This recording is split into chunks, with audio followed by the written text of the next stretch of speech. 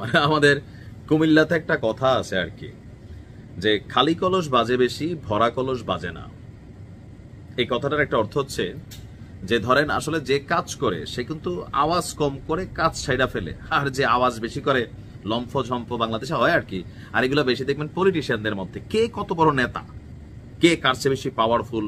আবার দলের একদম হাই কমান্ডের কাছে যদি একটু দৃষ্টিটা আনা যায় বা সামহাও ভাইরাল হওয়া যায়, দুইটা জিনিস হয়। প্রথমত হচ্ছে এদের সাহস থাকা লাগে।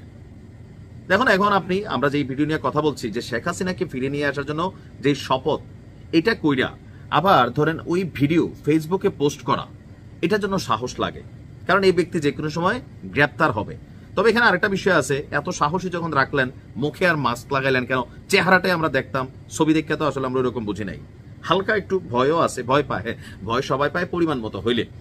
তো গেল মানে কি বলছে 15ই আগস্ট বাংলাদেশে বেশ কিছু ঘটনা ঘটেছে। কিছু ঘটনা আমার কাছে মনে হয়েছে ভালোবাসা, আবার কিছু মনে হয়েছে, কারণ যে একজন রিক্সাওয়ালার যে ভিডিওটা দেখছি দেখে মনে হয়েছে এটা ছিল ভালোবাসা, আবার কিছু আছে মনে হয়েছে ভাইরাল হওয়ার ইচ্ছা।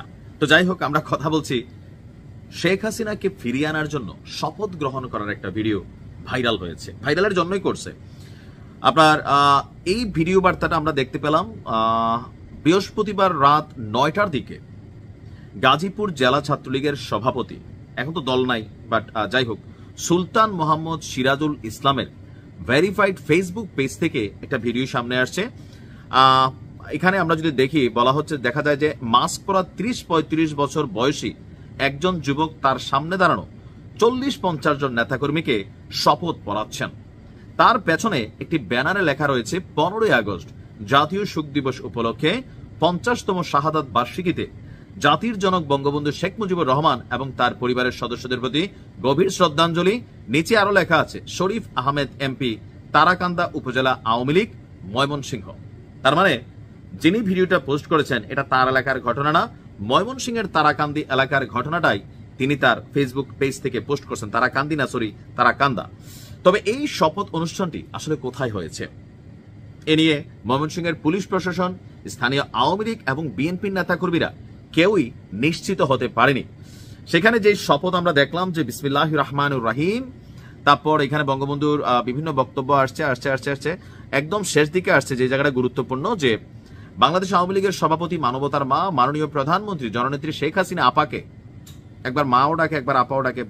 নেত্রী কিন্তু বলছিল যে ম্যাডাম ডাকবা না, তোমার জায়গা অনুযায়ী ডাকতে পারো, দাদু, নানু, এরপরও পোলাপেন শোনে না। যাই হোক, তো সে বলছে যে মাননীয় কি বলেছে, শেখ হাসিনা আপাকে ফিরিয়ে আনতে ময়মনসিংহ 2, ফুলপুর এবং তারাকান্দা আসনের সাবেক মাননীয় গৃহায়ন এবং গণপূর্ত প্রতিমন্ত্রী জনাব শরীফুদ্দিন আহমেদ এমপি মহোদয়ের নেতৃত্বে ময়মনসিংহ আওয়ামী লীগের সকল নেতাকর্মী এবং সাধারণ মানুষকে ঐক্যবদ্ধ করে শরীরের শেষ রক্তবিন্দু দিয়ে হলেও ফিরিয়ে আনবো ইনশাল্লাহ। জয় বাংলা, জয় বঙ্গবন্ধু।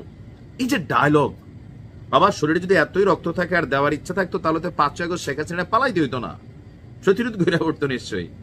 বিভিন্ন জায়গায় বিভিন্ন কিছু ঘটছে, এখন এরকম ডায়লগ দেওয়া সোজা। গত 16-17 বছর শেখ হাসিনা এরকম ডায়লগ শুনতে শুনতে তিনি নিজেই বিভ্রান্ত হয়ে গেছিলেন যে আসলে কি। এখন সিদ্দিকদের নমুনা দেখেন না, ভাইরাল সিদ্দিক। তবে এই ঘটনাটা কোথায় করছে এনিয়া ভিডিওর পর থেকে বিভিন্ন জায়গায় খোঁজখবর করা হয়েছে। তো বলা হচ্ছে যে ভিডিওতে যে লোকেশন দেখা গেছে এটি মনে হচ্ছে হাওর অঞ্চলে কোনো রিসোর্টে এই ভিডিওটি ধারণ করা, এমন কোন স্থাপনা তারাকান্দায় নেই। আর ওসি সাহেব বলছেন যে এই ভিডিওটি ফুলপুর উপজেলার কোন স্থানে করা হয়নি, প্রশাসন নজরদারি রাখছে। আর যে সকল যুবকদের দেখা গেছে তাদের পরিচয় নিশ্চিত করা যায়নি। ফুলপুর এলাকার কোনো ব্যক্তি এই ভিডিওতে থাকলে তাকে গ্রেপ্তার করা হবে। হইতে পারে কোন একটা রুমের মধ্যে বসে হয়তো এই ভিডিও করছে, বাট এই শপথ দিয়ে কোনো কাজে দিবে? আপাতত কোনো কাজে দিবে না, ভাইরাল হওয়া যাবে। ভবিষ্যতে দল ক্ষমতায় আসলে এই ফুটেজগুলো ব্যবহার করবে, দেখেন নেত্রী বা দেখেন নেতা তখন কিভাবে ঝাঁপাই পড়ছিলাম আপনার জন্য। গেল 16-17 বছর বিএনপি এবং জামাত অনলাইনে এত পরিমাণ আন্দোলন করত, রাজপথে কিন্তু নামতে পারে নাই। শেখ হাসিনা নিজে দেন নাই ওইটা, যার কারণে শেখ হাসিনার সরকার উৎখাত করা বা একটা প্রতিরোধ গড়ে তোলার সক্ষমতা হয় নাই।